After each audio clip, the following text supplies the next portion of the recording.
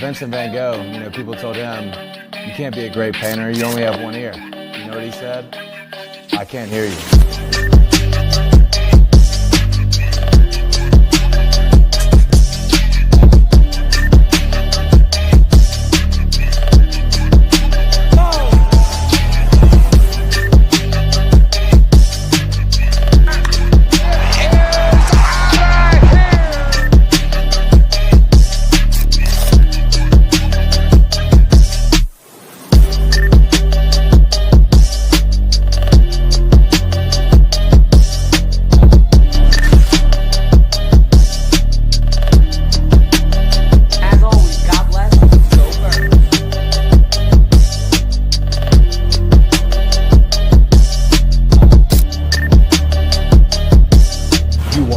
Listening to Sippin' Sports, a Phillies sports talk morning show with Chris, KJ, and Dalt. Proudly powered by 302 Birds.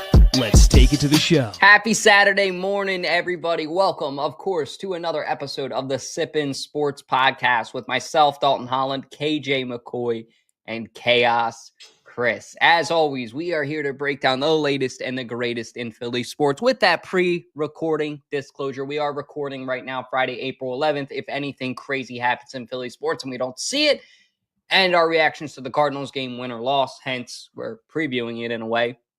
That's why. But we got a lot on tap tonight. We're going to be talking about whether or not the Phillies should look to move on from Philly Rob. Should the daycare be done? We're going to preview that Cardinals series. And last but not least, we're going to address some of the rumors that I'm excited to address, which is the Abdelkader ones. But kicking off the show, we'll kick it off with Chris this week. Chris, should the Phillies move on from Philly Rob? Yes. And everybody's going to get really mad at me for saying this, but the guy just can't manage a bullpen. He can't manage a starting pitching staff. Every single young player that's come up as a positional player has floundered. They had Bohm, they had Stott, and they had Marsh, who are can't-miss prospects, and they've all missed. They're all not good. Stott's been better, but he's still not what he was supposed to be. He just cannot help develop any of these guys. And the pitching staff has gotten worse over the last couple years, not better. This team is a worse-off team with him. He was a guy that's a Joe Girardi disciple. He was great the first year. Great. But after that, they fell apart. He has reached his peak as a manager. He's never going to get back there. It's time to cut your losses.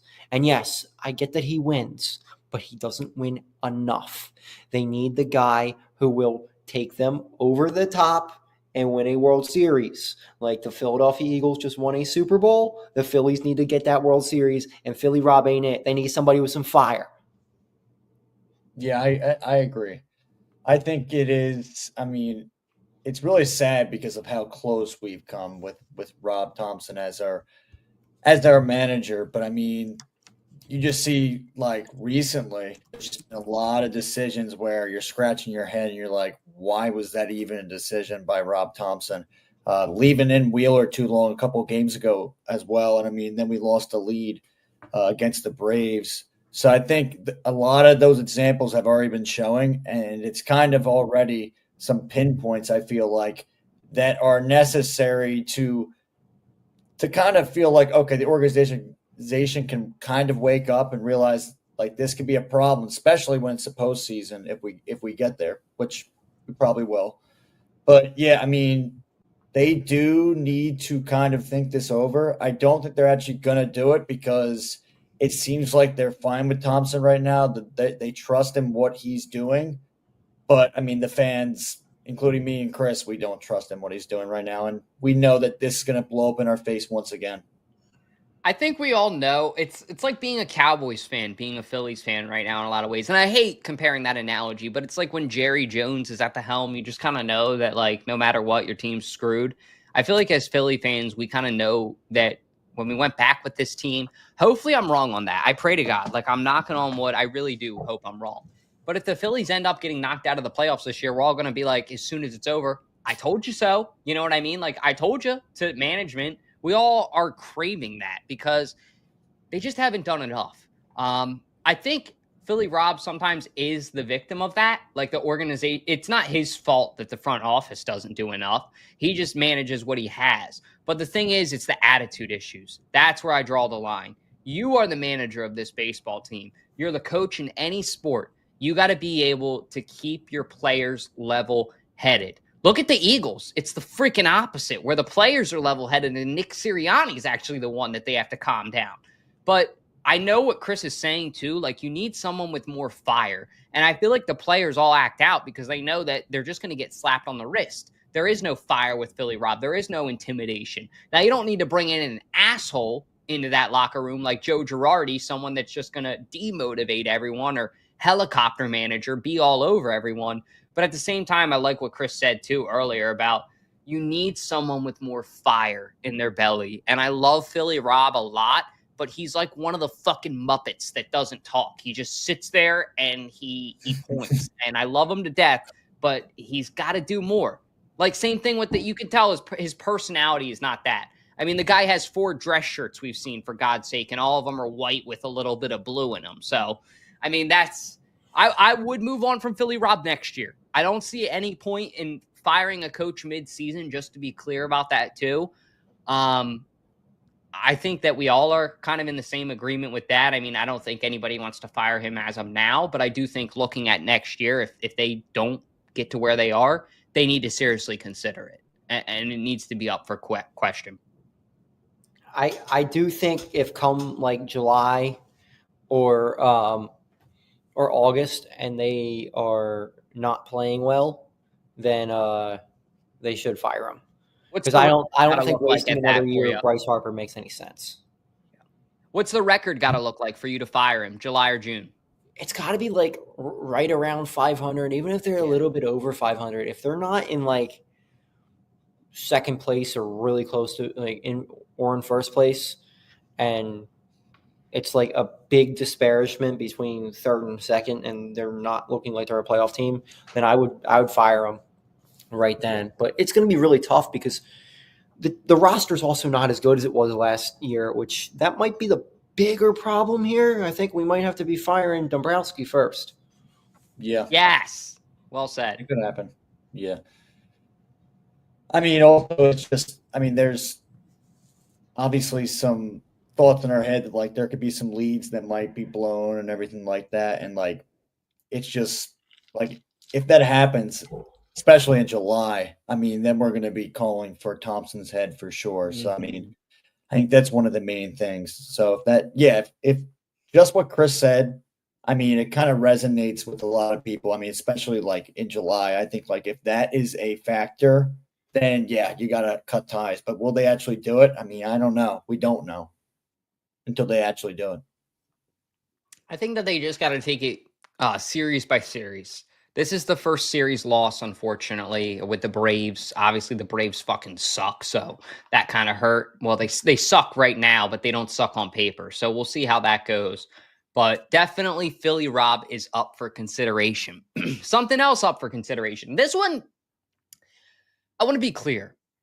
I don't want the daycare to get broken up. I love Bohm, Marsh, and Stott and what they got going on. It's fun, but on the field, it's atrocious right now. They're not playing good baseball, and it's a business at the end of the day. Like, just because they're cool, they're fun, we get it, we like the trend, it doesn't help us get a championship. And I think that the Phillies really got to start looking at this as business. First order of business, I hate to say it, sorry, BMU, but they got to get rid of Brandon Marsh, I think. Stott's had a pretty decent year, I would say, overall. He hasn't been, as bad as the other two.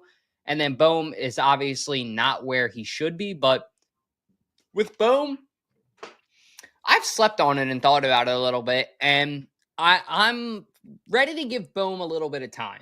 I mean, until the end of May. If Bohm's still not into a rhythm by the end of May, then I'm worried, and then I'm looking at, okay, we might want to get rid of him. But the Phillies have invested a lot in Alec Bohm, and I feel like in past years, correct me if I'm wrong, but Alec Bohm struggles in the beginning of the year. And it's kind of like last year was different, but he kind of starts to click along as the year goes on. And I think this season will be a season where maybe he actually gets hot at the end of the year. So I would actually look at keeping Bohm just because you have a lot invested in him too with that draft pick. And I think if there's one guy you should get rid of, it might be Marsh. Love Marsh, love what he brings to the locker room.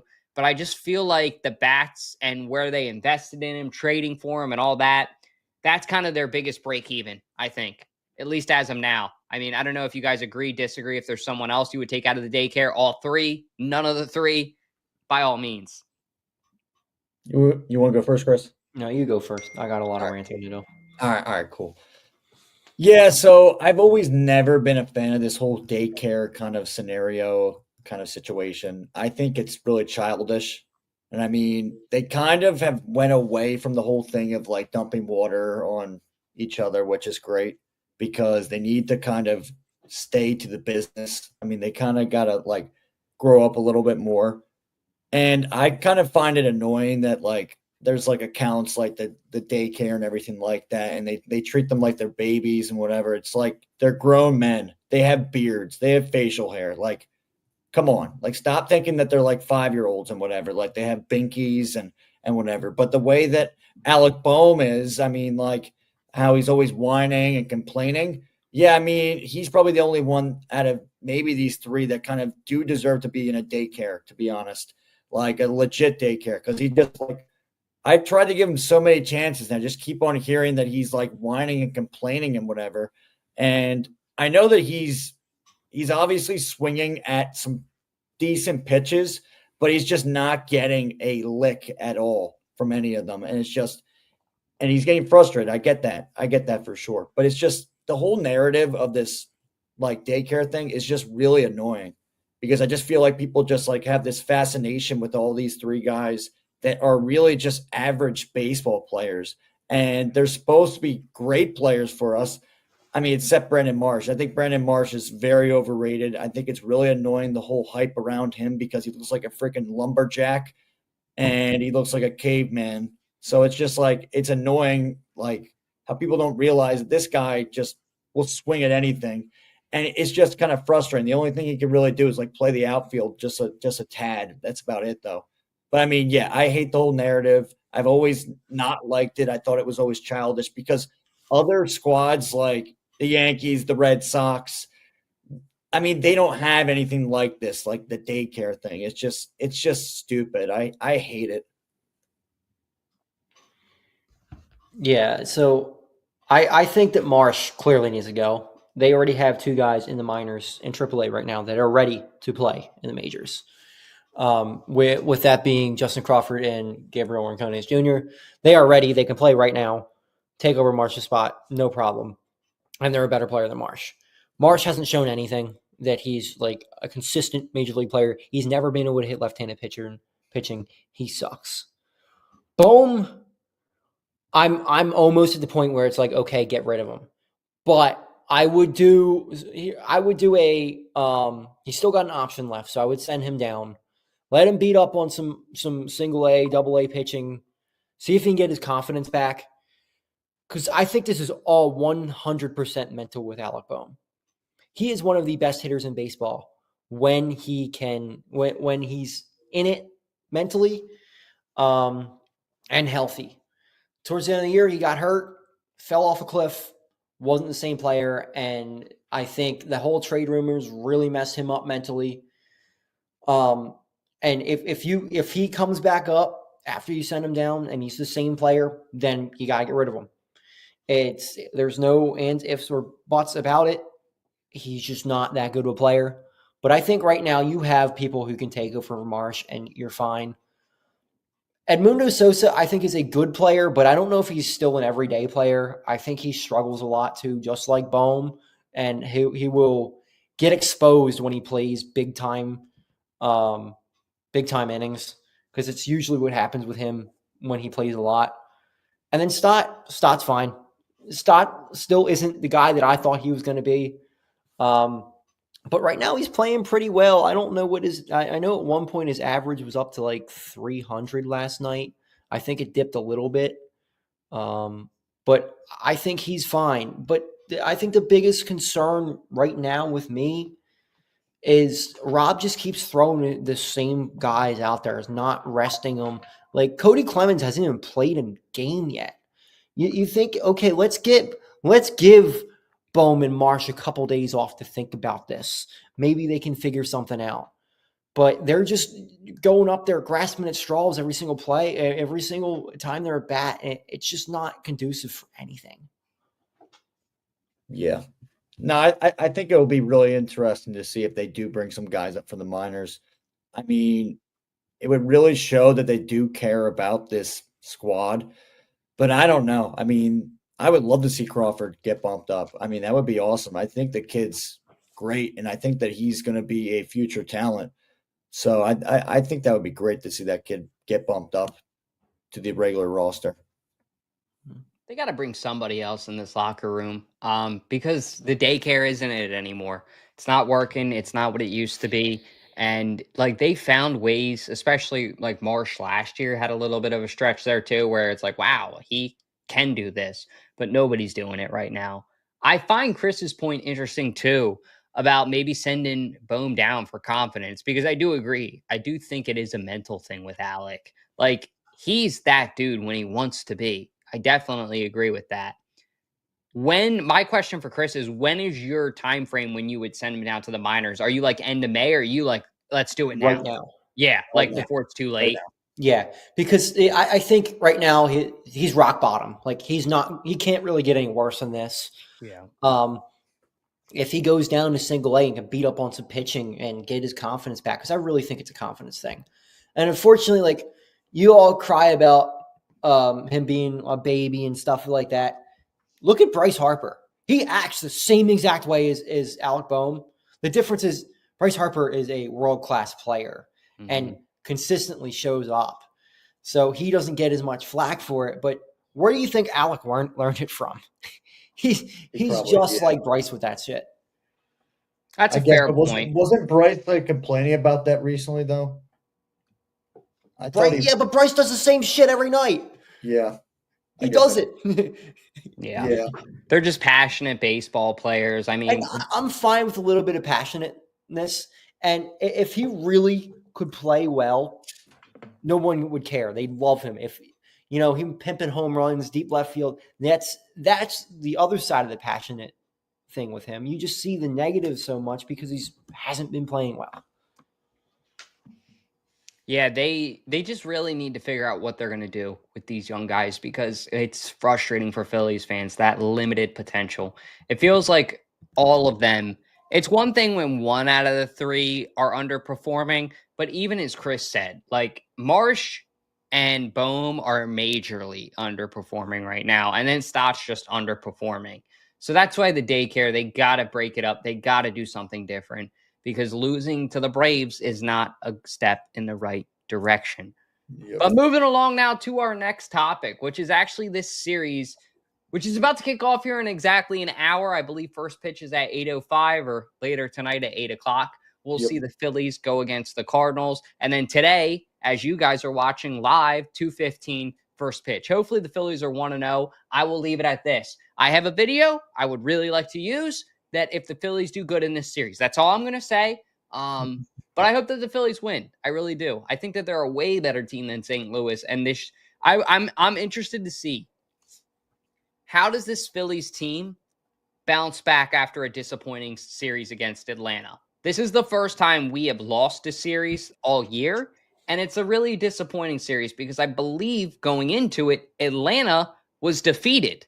They had never won a game. So they won one game.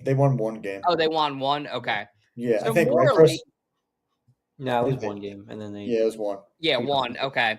But yeah, I mean, we just thought, okay, we should at least win 2 out of the 3, and we want one of them.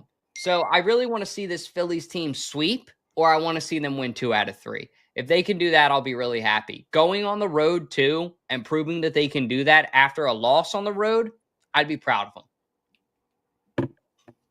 Yeah. I'm scared with this offense right now. Everybody wanted to blame Joe Ross last night. The Phillies lost in the 11th inning. The Phillies didn't get a single hit against the bullpen last night. Not one. After, what was his name? Swallenbach went out. They didn't score. They didn't get a single hit. The only run they scored was on a walk. So I'm not confident in this offense at all right now, especially when you have guys like Marsh and Bohm in the lineup. I just it's bad right now, the offense. I really want a game where they score 8 or 9 runs. Even if the pitching staff gives up 6 or 7, I just want to see the offense break out at some point. Because they just need to get on a hot streak. Besides Kyle Schwarber right now, this offense has been cold. Yeah, it definitely has. I mean, Schwarber's been like the one light of this offense. So as well, a little bit. I mean, I guess the last 2 games, not really, but I mean, yeah, it's just. I mean, Schwarber's like the only guy that's really like hitting for the fences right now, and it just. I mean, you did see the other game before. I mean, you saw that, like, obviously that we won against the Braves. You saw Trey get a homer. You saw Bryce get a homer as well. So that was good to see. But yeah, they got to get back to, I mean, what they were doing before. And I mean, really just kind of being consistent as a team. And once they get back to that, I think they'll be fine. I think the Cardinals is a good test for them to really see if they can get out of this funk that they're in. So, I mean, yeah, it was a horrible funk that they were in against the Braves. Also, I mean, the rain delay, I think it kind of screwed them up. I mean, that was a long rain delay. That was crazy. I mean, they finished the game, like 1 a.m, right, Chris? Yeah, it was something like that. It was crazy. So, I mean, that probably really, like, messed up with their mental, like, state in general. So, I think with them, they probably – I mean, I know they got a lot of games. Like, I don't think they have any breaks for, like, 16 games in a row, I'm pretty sure. So – they really got to just like put the pen to the paper, like for good 16 more games, and they got to just like go to town. So I mean, hopefully they'll have a great hitting game tonight, and then tomorrow, which is today. I mean, because we're pre-recording, if you guys don't know. So that's what I'm thinking. Hopefully they have a great hitting performance and they can get back on track, and hopefully the bullpen won't really like collapse like they've been doing recently. A man can dream. I mean, I'm worried too that, like you just said with the mental thing, that if I'm the Cardinals, I'm saying in my locker room, hey, this team was just up until 1 a.m, wasn't expecting to be, and lost off of a walk-off. So mentally, they're low right now. If I'm the Cardinals at home, I'd get really aggressive tonight to try out and come and win this, because I think that they're the underdog. So I really hope we're not waking up in the morning to a loss. We'll see. But like I said, really hoping we're not waking up to a loss. One thing I am definitely hoping we all wake up to sometime soon is Abdelkader in a Philadelphia Eagles jersey. Now, obviously, that's really unlikely. We've talked about it in the past on this podcast. We've talked about it in the past on 302's main show. We've talked about it in the past on the Eagles post-game show. The dude, for God's sake, is an Eagles fan. He's an athlete. He's a freak of nature. And honestly, I would couple all the capital that the Eagles have to try and move up for this dude. I just feel like he's such a good player and he can play at such a high level. It would be like bringing Micah Parsons in a way to the Eagles. Now, I know that obviously Micah Parsons went to Penn State too, and people are going to be like, oh, he's an edge, this, that. But I just feel like he's going to dominate the league right off the bat. And the Eagles are already so good right now that I'd be willing to give up a lot of capital to move up for Abdelkader. If he drops and sits like Jalen Carter did a couple years ago, I would not be shocked if Howie tries to move up for him. But this one would be Howie's best effort yet. This would be a masterclass effort by Howie Roseman, because what people fail to consider is that Abdelkader grew up an Eagles fan. He's going to have a different playing style. He's going to have a different level playing for his hometown team. If he goes to the Giants, God bless him, because that would be really hard as an Eagles fan to go out and play for the Giants. Now, obviously, he'll do it. It's his job. He's playing in the NFL. That's awesome to be playing in the NFL as a whole. But going to be a little bit difficult for him to go against Philadelphia. So I really hope that Howie Roseman can find a way, because I feel like if he drops to 9, 10, or 11, that might be where you see the Eagles kind of move up and make that trade. But it's going to take a lot. It might take, this year's first-round draft pick and next year's. People will tell me I'm stupid. I don't care. I would do that. I would do that in a heartbeat, because it's like, okay, that's for sure going to pretty much guarantee we go out and get a Super Bowl this year, knock on wood. I mean, like, again, you're the best team on paper going into this year, and that worked last year. So hopefully we can repeat. But I feel like you got to do everything you can to invest now and win now. What do you guys think? I feel like he's way too talented to drop. I just think he's way too talented. He has so much just like natural talent in general. I mean, I honestly do think he will be a better player than Micah Parsons. I swear. Like this guy, I think will be better than Micah Parsons is. I just think he has way better motor than him. And I know that a lot of hype was around Micah Parsons, but this kid just has something to him. And I feel like whatever team really passes up on him is going to regret it. And they're going to be like, wow, I passed up on a Hall of Famer. Like I just watched a video a couple days ago where it was like a flashback to, I think like the 1998 draft where the Jets passed up on Warren Sapp and picked a guy from Penn State named Kyle Brady, who was a tight end. They picked him and they had already like 3 tight ends at the time. So they were so confused why they did that. But they could have had Warren Sapp, who's a Hall of Fame defensive like giant of a player. He was crazy. I mean, Hall of Fame player. So I think that's like Abdul's got so much of a ceiling that you really can't pass up on him. And I think like it's going to be so tough for the Eagles to actually try and trade for him. And I also don't think Howie actually, like I said this in a video today, I don't think Howie's going to do it. And I don't think that's why we have all that draft capital. I think he's going to try and go for something that we're going to be like shocked by. When we were like 2 years ago, we were so shocked and like it was so unexpected when we heard that we were getting AJ Brown. I think it's going to be something crazy like that again, where we just make some crazy wave in the NFL and everyone's just like, holy crap, this Eagles team like wants to go at it again. The one thing I want to say too, before we get to Chris, is you said there's no way he drops, which I do agree with. But Yeah. these are the top 10 picks. And you can't tell me that these teams don't suck ass at drafting, like historically. Ready? Yeah. Tennessee Titans. Am I 1 for 1? Do they suck at drafting historically? Yeah. Cleveland Browns. I don't even need your guys' approval on that one. That one's just common knowledge. Yeah. Giants. Me. Daniel Not Jones. great. Do I need to say more? Boat pick. Daniel Jones. They're good at everything but quarterback. Patriots, they I guess did you could draft Saquon. argue, are sort of good at drafting, Meh. but that was when Bill Belichick was there. Jaguars, hell no. Raiders, not really. Chucky's too busy on his haircut. The Jets, same thing as the Browns. Panthers, hell no. The owner throws drinks on people. And then you got the Saints at number 9. I'm serious. Like this could be big for if he drops to number 9 with the Saints. Howie's got a good relationship with the Saints. We forget who came from the Saints. C.J. Gardner-Johnson and Malcolm Jenkins. He's got connections at the Saints. I don't know who it is or what it is, but he just has like a spiritual connection with Louisiana. Maybe he knew we were going to win the Super Bowl there the whole time. Who knows? Yeah. But I really think if he drops to picks 9, where the Saints are, 10, where the Bears are, 11, probably not, because the 49ers would strategically try to cock block the Eagles from drafting him, and they would probably take him for themselves, which I would understand. And same thing with the Cowboys at 12.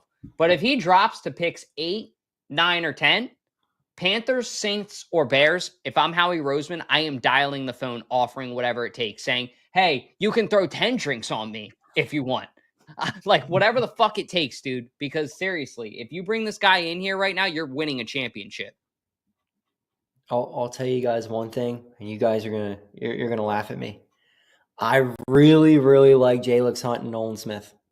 I like them too. I really like those guys. Yeah. I don't think they need a guy like Abdelkader, especially you're talking about probably 3 first-round picks, two and some other really high picks. I get it to a sense, but he's also a smaller end. I'm not sure how great the run game will be in the NFL. I don't know if I think he's going to be a good player, but to beat Micah Parsons is going to be tough. Like, I think he's got the talent, yeah, but to do that is another thing. I actually think they're going to trade back, if anything. And I think they're going to acquire some more draft capital for next year as well. I've heard that not a lot of teams are trying to trade up this year, and I wonder if it's because they just know it's not a very good draft, and they're trying to trade back to get more for next year's draft. But being at 32, it's going to be really, really, really difficult to trade up that far because I really think he's a top 5 pick. I don't think. I mean, I know you guys say they're really those guys are really bad at drafting, and I agree. But if you don't take this kid, you're pretty stupid. You're pretty. That's stupid. what I'm saying. Yeah, that's what I'm saying. I hear your guys' points, but it's like I just think I could see the Titans, the Browns, and the Giants taking him. Picks 1, 2, or 3. If he slips out of that 3rd pick, it's fucking on like Donkey Kong. Like if I'm Howie Roseman, I'm just saying. And my question is too, what if you could say, okay, we'll pick swap 32 with whatever pick Abdelkader's at. Let's just say hypothetically 4 to 10 is available. And then you have to give up next year's 1st round draft pick. I want it because like you need that edge depth. Yeah. Somebody's going to get injured too, as much as I hate to say it too. And like they lost BG. Huff is a fucking paperweight. I don't know. I would, if he drops, I hear your guys' point. Like you got to be fucking dumb to not look at him and go, okay, like, sure, let's do it. And I almost feel like the Giants will, because the Giants just want to get back at the Eagles. And I feel like if they know that they can take this guy and we want him, they'll do it. And this is a no-brainer. But it, like, hypothetically, if the Titans take Cam Ward, if the Browns do something incredibly stupid, like take a fucking offensive tackle or something like what are you competing for? Taking an offensive tackle right now. You need a game changer. Take an offensive tackle. The Giants go Shedeur Sanders or somebody like that. It could happen. It could happen. And I've seen crazier things. Like when when Jalen Carter dropped, nobody saw it coming. Everyone told us. No, I mean, crazy. No, I think the off the field stuff was there. Yeah, the off the field stuff was the main thing. There's nothing with Carter that with Abdul that would push him that way. Yeah, and you keep saying 2 first-round picks. It's going to be a lot more than that from going up from 32. I don't know. I feel like if you offered that, and if a team like the Patriots or somebody knew that they could net a whole first-round pick out of next year, and there's somebody that they're comfortable with later in the draft, and they want to move back. I mean, the Saints is a really interesting one. Why would the Chiefs not make that trade? And the Chiefs have a better pick than us. By like 1, right? Are you saying like we would trade up with the Chiefs, or you're saying the Chiefs? Why wouldn't the Chiefs try and trade up? Why wouldn't the Chiefs try to trade them? Why wouldn't Oh, I'm sure they will. Everyone will. Like, I just don't think we can compete with that kind of trade. And I'm still not sure it makes sense to make that kind of trade, just because, again, we keep seeing them get younger and younger, trying to get these younger players because they're smaller contracts. If you trade some more of your first round picks away, then you're going to have to try to spend more money on other players in free agency next year. And I don't think that's Howie's strategy right now either. I say if the Saints are willing to give it up at 9, I'd take it all. If he falls there, I'm all for it. But I highly, highly doubt he goes that far. Yeah, that's what I'm saying. I don't think Saints. Mark my words. If we go back to this, and if there's one team that the Eagles do trade with, I think it's the Saints, because like the Saints probably need a QB. Now that I'm kicking around the gears, hear me out. Say that you say to the Saints, hey, the QB you still want because Cam Ward and Shedeur Sanders are off the board. That QB you want is still going to be there at 32. And you're going to net 1 first-round pick out of next year. I would make that proposal to the Saints, and I think that the Saints would kind of be stupid not to take that too.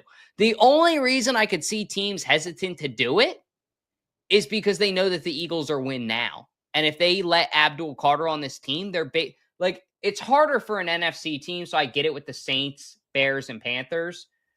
But, I mean, I don't know. I just feel like the Saints have been dumb in the past, and Howie just has a way that if there's one team they trade with, and if it's draft night and you just see, like, pick 8 go, and then the Saints, it says the pick has been traded, and then Philadelphia's logo shows up, I'm going to start going, like, ape shit, because I just have a feeling. I don't know. Like, there is good. I think we're all in agreement. Something, like, he's not going to sit still after winning a Super Bowl and the way that last year's draft went. So either we're losing a player or we're giving up a big first-round pick or second-round pick, I would say. Like, there's going to be a big first- or second-round trade, or we're going to give up or net a player in some way. Like, Hopefully They're it's a going to trade good one. Goddard. They're going to trade Goddard. That could I be think so good. too. I think so too. I think Goddard will be involved. If we do a trade, I think he will definitely be one of those players that will be like, okay, yeah, they have to bring in they have to give a player up, and they give up Goddard. So then that might be like, all right, you know what? Then we draft a tight end in like the second round or something like that, or like the third round, and that guy's like a decent tight end. So, I mean, we'll see what happens. I mean, like, what do you got, Chris? The guy they're going to trade up for is another Penn Stater, and it's not Oh, Carter. oh, Tyler Warren. that would be crazy. I would He's going love to be there that. around 15. He's going to fall, and they're going to trade up and get Tyler Warren. That's the guy they should get. That's the one who fits this team. I would love that. Oh my God, Tyler Warren would be a perfect He's fit a for this stud. team. And he's a hell of a blocker too. Yeah, he can do It's everything. actually He can really throw funny too. you He say can do that everything. because this is Zeppelin's draft. He I has would the love for Eagles us. trading up with the Bears. He also has Philadelphia. Like, you guys can see the tab name right here. Hold on, let me move this for you. Zepp's draft name, I nicknamed Hell, as you guys can see, because basically from picks 4 to 11, Zeppelin picks that Philadelphia is going to trade up with one of those teams for some sort of way. Philadelphia trades up for Abdelkader with the Patriots. Philadelphia trades up for Travis Hunter. Philadelphia trades up for Mason Graham. Philadelphia trades up for So one of these will happen. He's saying. Yeah, Okay. but Tyler Warren though, at pick I think 10's still too high to trade up for a tight end. I do Yeah. agree with that. I love him, but I just don't think trading up for a tight end that high makes a ton of sense. Just because tight ends are so like it's tough for them to really be a can't miss. Yeah. And it's a lot to give up when you're at 32. If they were like 25, it's a lot easier to do. But to trade up that much to 10, it's going to be tough. I think if he's around 15, they might do it. I think there's way more percentage that we would go after Tyler Warren than go after Abdelkader now that I think of it, for sure. So, I mean, I think that would be a great trade, a great acquisition to get a guy like Tyler Warren. I mean, he's just so insanely talented. Like, he can just do everything. And it's just like, I know people are like saying like, oh, he could be like the next Travis Kelce. I mean, I think he can even be even better than Travis Kelce. He's like, That's how good he is. Who's that guy for the Saints? Taysom Hill. Taysom Hill, but he's got more talent than Taysom Hill. Yeah. Pass catcher. Yeah. It's crazy, dude. It's just crazy. He's got crazy talent. He's going to be a stud. Hopefully he ends up in Philadelphia. My thing is like when I'm looking at Zeppelin's draft, check this out. Zeppelin, what are you doing here, my man? Philly trades 2027, He has 2028, He has this 2029. game, Travis Are you Hunter, playing too. fucking Madden here, Josh? Like, what the hell are you Doesn't doing? he have a 14 making a trade with him too? This is funny. This one was funny, though. He had pick 12. The Jerry Cowboys Jones. take A a nurse nurse for Jerry Jones. That's a great pick. So Someone was stay doing tuned. sipping sports. Huh? Someone was doing sipping sports. But stay tuned because this draft catalog we've actually been grinding out and we're giving away. That's my last announcement before we wrap up the show tonight. And as you guys are watching today, I should say live, is come out this Saturday night. If you're not doing anything, to not Saturday Klondike night. Kate. Wednesday. Sorry, Wednesday night. Come out this Wednesday night Wednesday. to Klondike Kate, 6 to 10 p.m., April 16th. Will be celebrity guest bartending with Birdman, the Philly sports guy, Nady, Gail from 4th and John, Prime from 4th and John, Angeline Wysock, DJ Kev Nichols, Club 215, and then obviously, as you guys know, the fellas right here, Sippin' Sports. So it's going to be an awesome time. Please come out, hang out with us. We also have a limited time drink menu. Chris has been practicing over there. He's got the Blue Hen drink right there, the Blue Hen Breeze. How is it, Chris? It is awesome. I've been making this drink. See, I call it a Go Birds drink, and I made this all throughout the Super Bowl. So I guess just a little bit more blue curacao in there will make it that blue color. But I love it. I drink a lot of these, way too many to admit. But go Birds and go Phils. Go Birds, Right. Go Phils. The Phillies actually play live that night, too, if you guys are looking for a place to watch the game. So far, I think confirmed, we're already up to like 47, 45 people-ish, which is exceptional. So I'm expecting a lot. Obviously, I know things happen. People won't be able to make it. But Please come out, watch the game with us. We got the Fightin's Tailgate Punch that you can be sipping on while you're watching the game. I mean, these drinks are awesome. So if you guys aren't doing anything, come out for a great cause. You won't be sorry. And we got a lot of good stuff on tap, too. I mean, last year's auction items were awesome. We've had a Jalen Hurts jersey in the past, Morgan Wallen tickets. There's raffle items, prizes, stuff like that. So please come hang out with us this Wednesday night at Klondike Kate's. But other than that, that's all we got for you guys. I appreciate everybody for tuning in to Sippin' Sports, joining this Saturday morning with us. I hope everybody has a great weekend. Please be safe. Please have fun, and go Phils. See you guys. Yep, we'll see you.